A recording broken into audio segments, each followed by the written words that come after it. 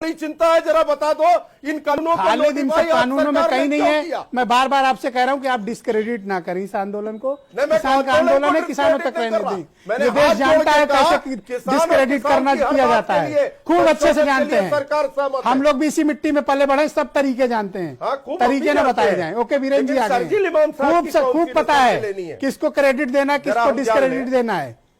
22 इसी मिट्टी में पले बड़े, सब जानते हैं, सब जानते हैं। ओके वीरेंद्र जी आ गए। भाई वीरेंद्र जी आप मुझे बताइए कि 19 दिन हो गए और कोई हल नहीं निकल रहा है, रास्ते नहीं निकल रहे हैं। किसान भाई आज भी बॉर्डर पे पड़े हुए हैं, इतनी सर्दी में कितने लोगों की मृत्यु हो गई, कोई रास्ता निकल क्यों नहीं रहा है, कारण क्या है? और आज तो उत्तर प्रदेश में समाजवादी पार्टी रोटियां सेकने आ गई राजनीति के। हर जिले में ये लोग हंगामा कर रहे हैं, धरना प्रदर्शन कर रहे हैं, जिला मजिस्ट्रेटों का घेराव कर रहे हैं। अरे सरकार आराम से चलने दीजिए, आप क्यों घेराव कर रहे हैं? किसानों का आंदोलन है, आपसे क्या मतलब है? नहीं, इस देश में हर पार्टी में किसान हैं, और अगर समाजवादी पार्टी रोटी सेक रही है तो ये अमित पुरी की पार्टी का भात बना रही थी, ये दाल चावल खिलाते हैं। अगर आज इस देश में कोई आंदोलन चल रहा है तो इसमें क्या आपत्ति है अगर समाजवादी पार्टी उसका समर्थन करती, बसपा करती है, कांग्रेस करती है? भाजपा का जो विरोध कर रहे हैं सब राष्ट्र विरोधी है। इस देश की जो सच्चाई है कि जब दंगल प्रस्ताव आया था तो बीजेपी ने कहां तक विरोध किया था, मुंबई के बंदरगाह तक किसान यूनियन का साथ दिया था। तब बीजेपी जो डिसइन्वेस्टमेंट का विरोध करती थी, वो आज किसानों के मुद्दे पर इतनी मौन है। क्यों मौन है भाई? अरे अगर आंदोलन नाजायज है तो चलवा दो, जलियांवाला बाग बना दो। यही तो कोशिश है। अगर आंदोलन जायज है, राकेश टिकैत ने इसका समर्थन किया। एक सेकंड पुरी जी, मैं डिबेट को बहुत ही प्लान्ड और डिसिप्लिन चलाना चाहता हूँ, कृपया सहयोग करें। जी वीरेंद्र जी देखिए, बीजेपी को वोट लेने के बाद अब किसानों से नफरत हो गई है, उन्हें पूंजीपतियों की चिंता है। लेकिन आज गांव में इस बात को लेकर चर्चा है कि अगर कॉन्ट्रैक्ट फार्मिंग हो गई तो हमारा खेत बचेगा कि नहीं बचेगा। लोग चिंतित हैं कि कहीं हमारे खेत पर पूंजीपति लोन उठाकर न भाग जाए। खेत का कोई मसला ही नहीं है, लोग चिंतित हैं कि कहीं हमारी चौहद्दी न चली जाए। तमाम सारे बात है, सवाल है। इस देश में अब बीजेपी लगी है रैली करके समझाने में जनता को। अब देखो कितनी सफलता मिलती है जी।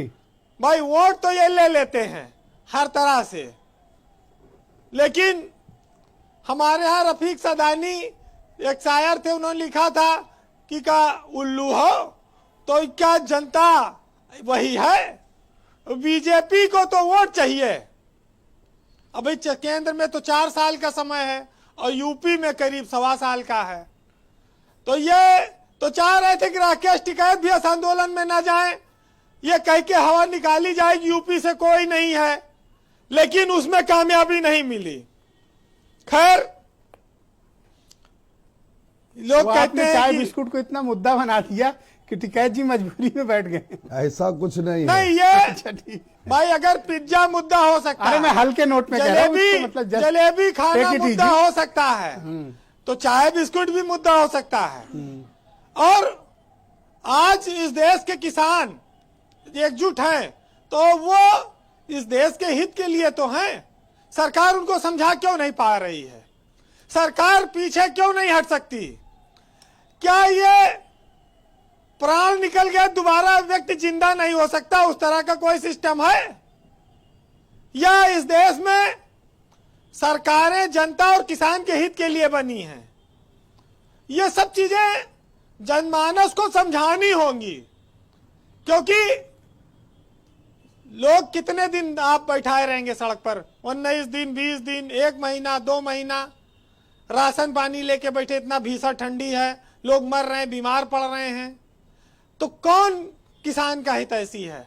हमारी सरकार का दिल कब पसीजेगा? लोगों को इस बात का इंतजार है, लेकिन सरकार के बीच से ही कुछ लोग आ जाते हैं जो कहते हैं पिज्जा खा रहे हैं। आज एक गुट ने जलेबी खाई और वहां पर समर्थन वापस ले लिया कि साहब हम आंदोलन नहीं करेंगे, कोई भानु गुट ने। तो किसानों ने कहा कि हमें इनकी जरूरत भी नहीं है। लेकिन इससे क्या ये समस्या हल हो गई? जो लोग आज किसान आंदोलन में जलेबी खाकर आए हैं, उनके लिए एक साहित्यकार ने लिखा है जी कि हुकूमत मुंह भराई के हुनर से खूब वाकिफ है और ये हर कुत्ते के आगे शाही टुकड़ा डाल देती है। तो वो आंदोलन को कमजोर करें या उससे वापस लें। आज क्या इत्तेफाक है कि ये डिबेट किसान- मुशायरे में तब्दील होती जा रही है। किसान भी अड़े हुए हैं, मानने वाले नहीं हैं। जी अच्छा, आप बहुत सारे लोग बैठे हैं, जी लेकिन सरकार बड़ी भी अड़ी है, किसान भी अड़े हैं। तो ऐसे में बातचीत होगी कि नहीं होगी? बातचीत से ही तो रास्ता निकलेगा, और जितनी जल्दी निकले उतना जल्दी अच्छा है। 3-3 पीढ़ियां क्यों सड़क पर उतरे?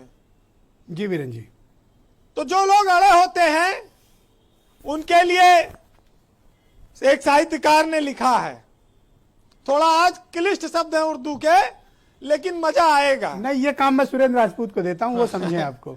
कि जमाना देखता है क्या करेगा मुद्दई होकर, और नहीं भी हो तो बिस्मिल्लाह मेरे मुद्दुआ तुम हो।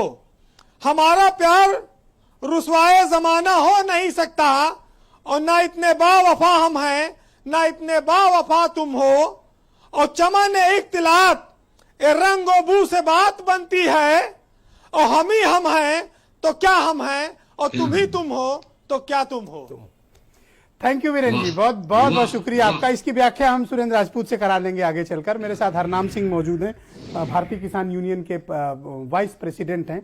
भाई हरनाम जी, कब तक आप लोग इस तरह सड़कों पर बैठे रहोगे? सरकार के पास क्या आप कोई नया प्रस्ताव भेजने वाले हो, या सरकार से कोई प्रस्ताव आपको मिला बातचीत के लिए?